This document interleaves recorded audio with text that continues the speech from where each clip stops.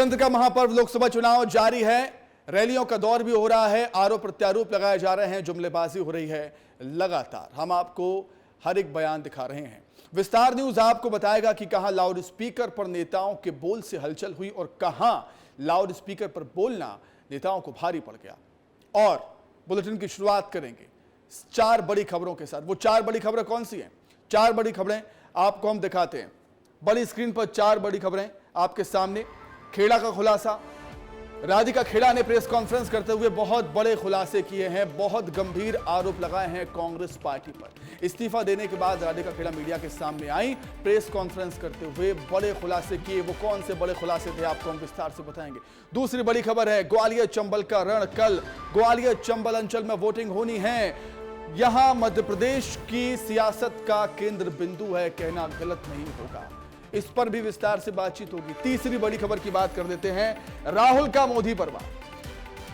राहुल मध्य प्रदेश के दौरे पर आए हैं और संविधान की किताब हाथ में लिए प्रधानमंत्री मोदी पर जमकर निशाना साधा। आरक्षण को लेकर क्या कुछ कहा है राहुल गांधी ने, वो आपको हम विस्तार से बताएंगे।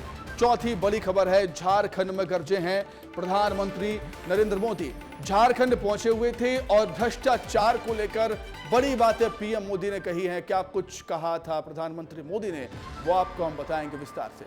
और आइए सबसे पहले बात हो जाए राधिका खेड़ा की।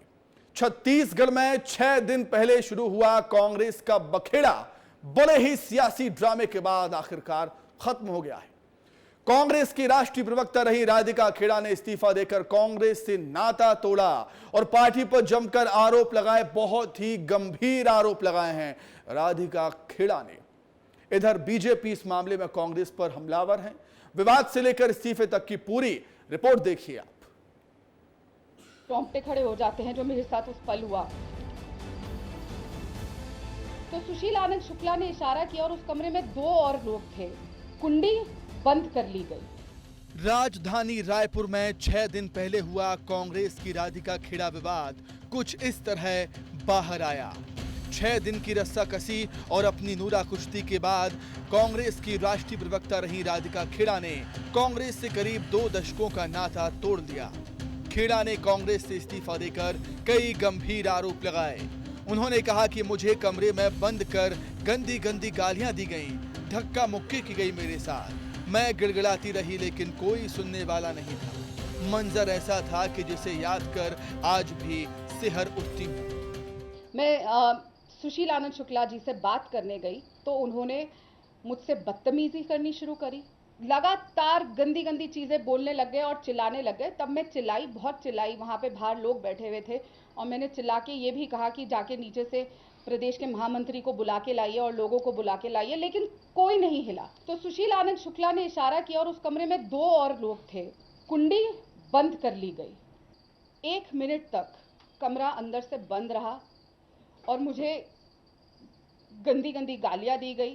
तीनों उठ के मेरी तरफ आए। मैं अभी भी जब उस घटना के बारे में सोचती हूँ तो मेरे रोंगटे खड़े हो जाते हैं। राधिका खेड़ा ने कांग्रेस पर राम विरोधी होने के आरोप भी लगाए।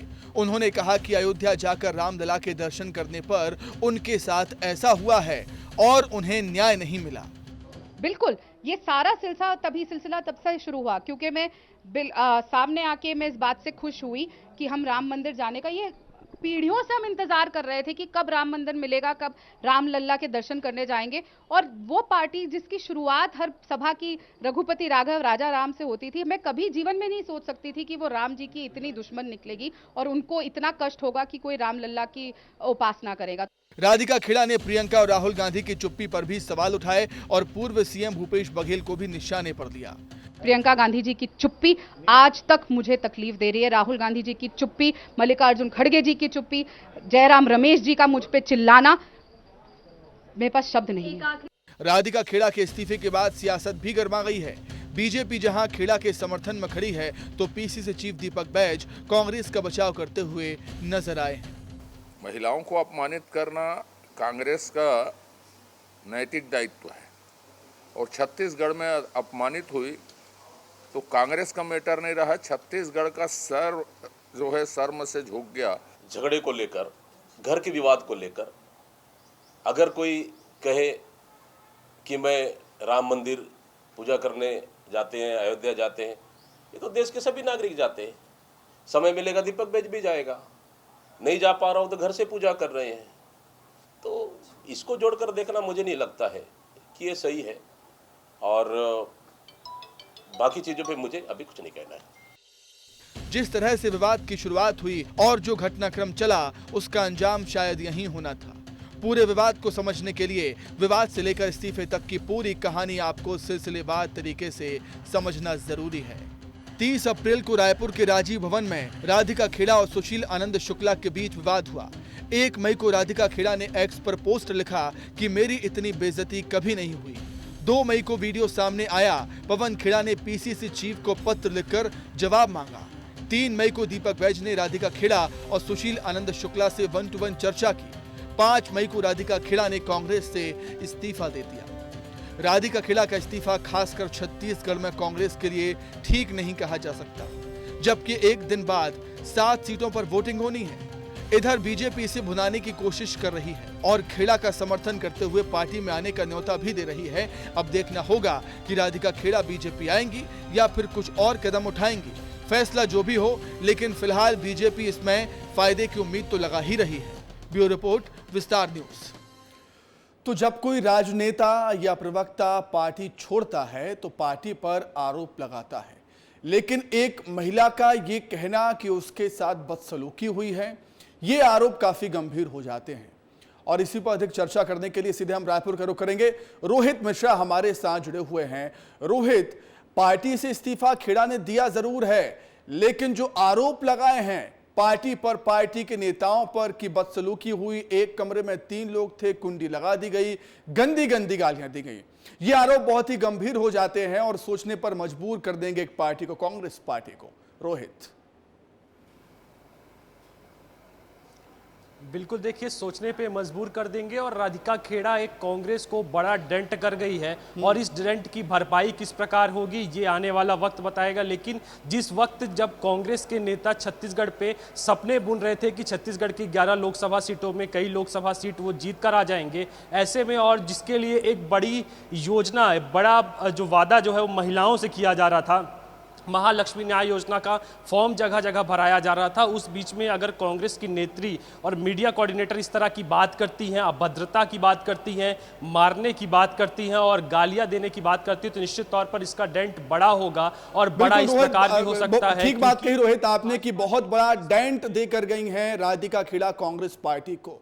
और समय, राजनीति में समय बहुत ही महत्वपूर्ण होता है।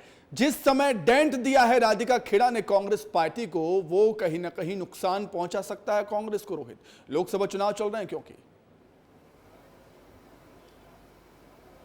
बिल्कुल देखिए नुकसान होगा, नुकसान उन बेल्टों पे होगा जहां पर महालक्ष्मी न्याय योजना के फॉर्म के माध्यम से एक ग्राउंड तैयार कर ली गई थी। और ये कांग्रेसी नेता भी कह रहे थे और भारतीय जनता पार्टी भी दबी जुबानी ये कहती थी कि कई सीटों पे कांग्रेस की स्थिति अब ठीक होने लगी है। लेकिन अगर इस तरह का बयान आता है, महिलाओं को साथ में लेकर बात किया जाता है और छत्तीसगढ़ भगवान राम का ननिहाल है और सीधा उसे राम से और दूसरा न्याय से जोड़ा जाता है, तो राम और न्याय दोनों ही कहीं ना कहीं दिक्कत पैदा कर सकते हैं। और छत्तीसगढ़ की लोकसभा जब कल 7 सीटों पर मतदान होना है और 7 सीटें महत्वपूर्ण सीटें हैं और बड़ी सीटें हैं, तो वहां पर डेंट होगा, वहां पर नुकसान हो सकता है। लेकिन जब भी क्या भरोसा कांग्रेस पार्टी के साथ कुछ ठीक होने वाला होता है या ठीक हो रहा होता है, तब भी कोई ना कोई ऐसा बखेड़ा खड़ा हो जाता है जिससे उसकी चीजें बिगड़ जाती हैं। कांग्रेस पार्टी के सामने ये एक और चुनौती, नई चुनौतियां।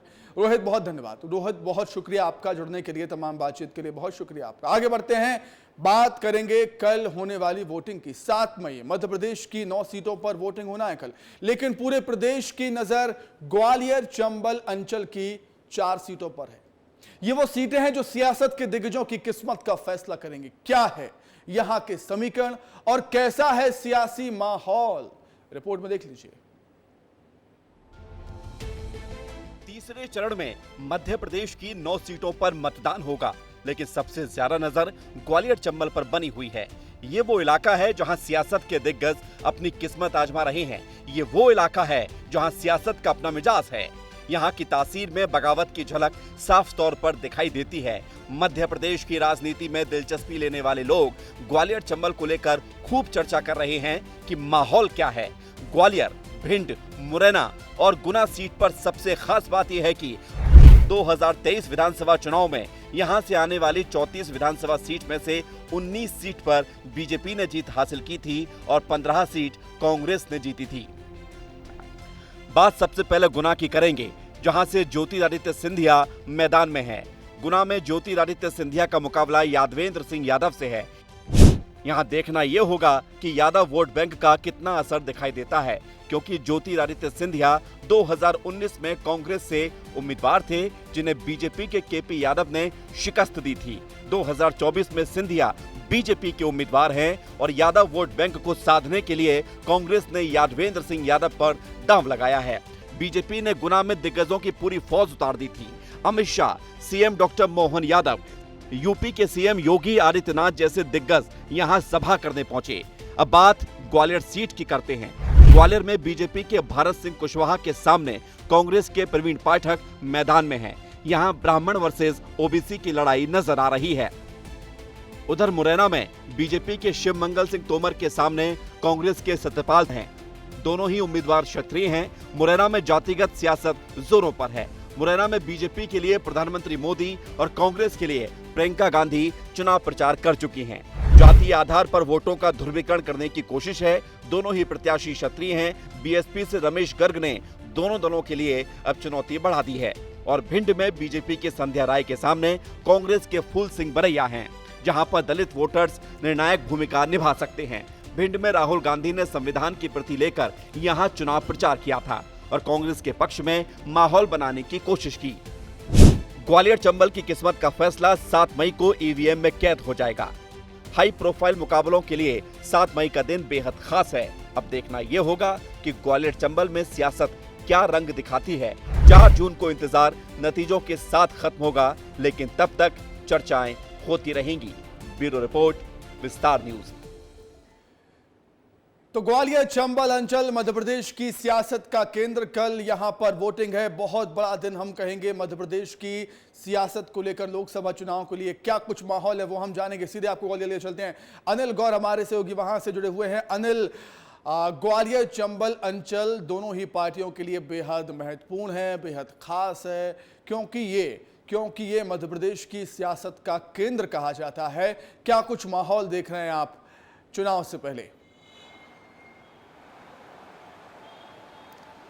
बिल्कुल, देखिए सुमित, वाकई पूरे मध्य प्रदेश की सियासत का ये केंद्र बिंदु ग्वालियर चंबल अंचल कहा जाता है और यही कारण है कि अब की बार लोकसभा में बीजेपी के साथ साथ कांग्रेस ने भी पूरी ताकत झोंक दी है, क्योंकि यहाँ पीएम नरेंद्र मोदी से लेकर अमित शाह, योगी आदित्यनाथ, मध्य प्रदेश के मुख्यमंत्री डॉक्टर मोहन यादव, पूर्व मुख्यमंत्री शिवराज, तमाम प्रचार प्रसार करती हुई नजर आए। और खास तौर पर ग्वालियर चंबल अंचल की 4 सीटों पर, जिसमें ग्वालियर चंबल अंचल की जो गुना लोकसभा सीट है काफ़ी हॉट सीट मानी जा रही है, क्योंकि यहाँ से केंद्रीय मंत्री ज्योतिरादित्य सिंधिया हैं। तो वहीं कांग्रेस ने भी एक यादव समाज के वोट बैंक को ध्रुवीकरण करने के लिए यादव समाज का ही उम्मीदवार उतारा है। तो कहीं ना कहीं एक बड़ी चुनौती ज्योतिरादित्य सिंधिया के लिए है। हालांकि ज्योतिरादित्य सिंधिया ये मान रहे हैं कि हो सकता है कि यादव समाज का वोट बैंक का ध्रुवीकरण हो सकता है। यही कारण है कि अलग अलग अब जातियों को साधने के लिए भी उन्होंने एक बड़े नेताओं को यहाँ पर उतारा, उनकी सभाएं कराई, जिनमें उमा भारती है या फिर अनिल, चंबल में पानी ही कुछ ऐसा बहता है कि ग्वालियर चंबल अंचल में जो बागी होते हैं वो खेल बिगाड़ते हैं।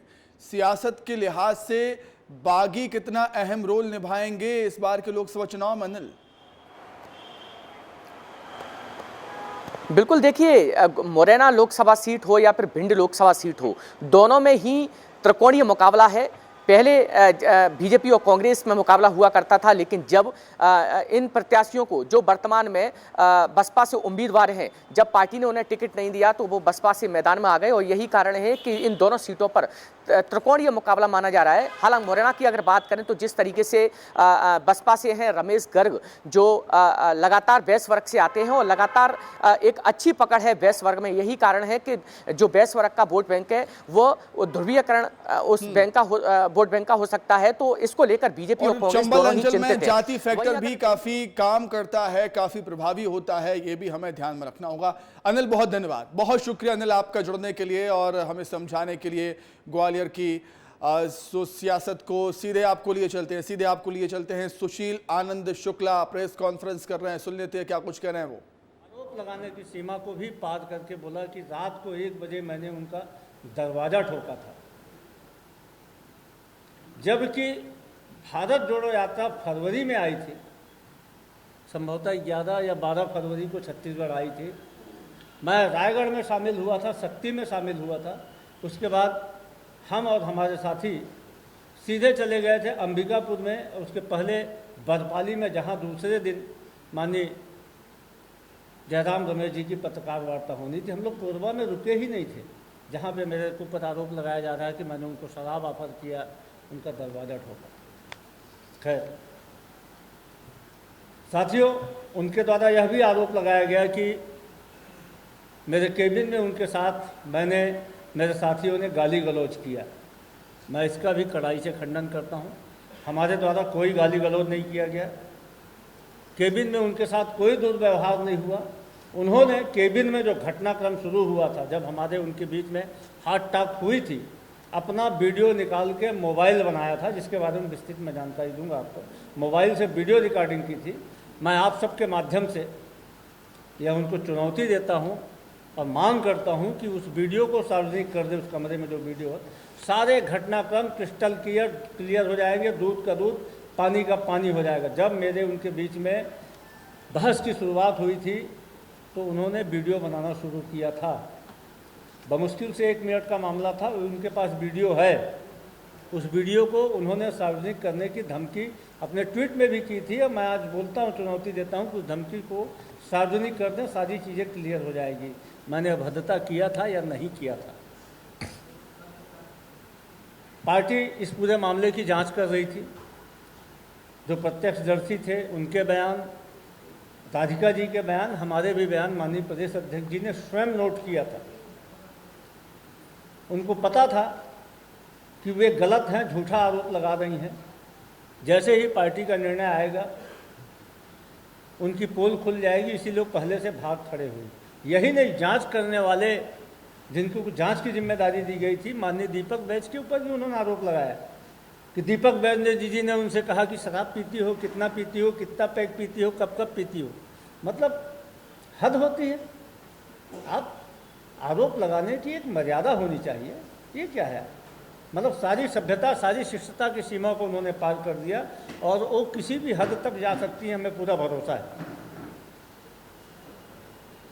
उनका यह कहना, मैं सिलसिलेवार पूरे घटनाक्रम को बता देता हूँ। उनका यह कहना कि मैंने और मेरे साथियों ने उनको कमरे में बंद किया था, सरासर झूठ है। कांग्रेस मीडिया विभाग के राष्ट्रीय अध्यक्ष श्री पवन खेड़ा का 1 मई को रायपुर आने का कार्यक्रम बना था। राधिका खेड़ा 30 मई को मेरे केबिन में आई। उस समय हमारे कक्ष में वरिष्ठ प्रवक्ता सुरेंद्र वर्मा, नितिन भंसाली, मीडिया कोऑर्डिनेटर परवेज अहमद, दीपक पांडे उपस्थित थे।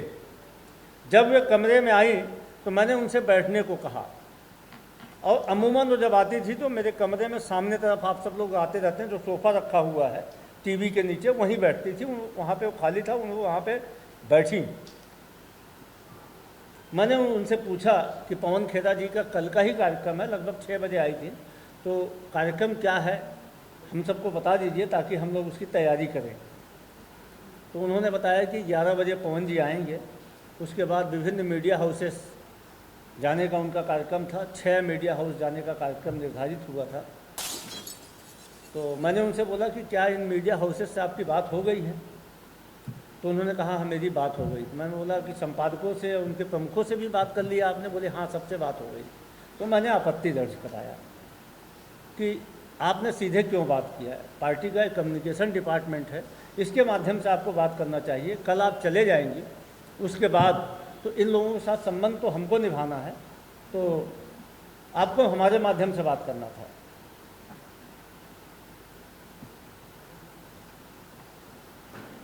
यदि आप ऐसा करती तो ज़्यादा उचित होता। तो उन्होंने कहा कि मुझे क्या करना, क्या मैं आपसे पूछ के करूँगी? मैं बोला नहीं, जब आपको खुद ही तय करना तो फिर मैं यहाँ इस पद पे क्यों बैठा हूँ, इस कुर्सी पे? आप पार्टी नेतृत्व से बोल के मुझे हटवा दीजिए, आप ही कम्युनिकेशन डिपार्टमेंट चलाइए। तो उन्होंने मुझे कहा कि आप बदतमीजी कर रहे हैं। मतलब मैं बदतमीजी नहीं कर रहा हूँ, मैं जो वस्तुस्थिति है आप बाईपास कर रहे हैं उसको बता रहा हूँ। यदि ऐसा है तो आप मुझसे इस्तीफा ले लीजिए या यहाँ किसी और को बैठवा दीजिए, आप खुद ही संभालिए। इतना मेरे बोलने के साथ ही उन्होंने अपना मोबाइल निकाला, खड़े हो गई कुर्सी से, बोली क्या बोल रहे हो, फिर से बताओ। तो मैं बोला आप हल्ला क्यों मचा रही हैं? तो उन्होंने कहा कि नहीं तुम इस्तीफे की धमकी दे रहे हो, बताओ, पार्टी को ब्लैकमेल कर रही है, उनके शब्द हैं। मैं बोला मैं इस्तीफे की धमकी नहीं दे रहा हूँ, मैं बोल रहा हूँ कि आपने जो किया है मुझको बाईपास करके उचित नहीं है। नहीं ऐसा करके बहुत ज़्यादा हाइपर हो गई, तेज चिल्लाने लगी। इस दरमियान सारे स्टाफ सामने में ही, आप सब जानते हैं कि कम्युनिकेशन डिपार्टमेंट का सेक्रेटरीट है, तो वहाँ पे 5 स्टाफ काम करते हैं, सारे के सारे लोग गेट के पास आ चुके थे। हल्ला कर रही थी, तेज आवाज़ जा रही थी, मेरी आवाज़ भी लाउड थी। तो राधिका खेड़ा ने इतने गंभीर आरोप लगाए हैं सुशील आनंद शुक्ला पर कि उन्हें मीडिया के सामने आकर सफाई देनी पड़ रही है। वैसा ही कुछ कर रहे हैं सुशील आनंद शुक्ला। इसी के साथ ही लाउड स्पीकर में फिलहाल इतना ही। नमस्कार।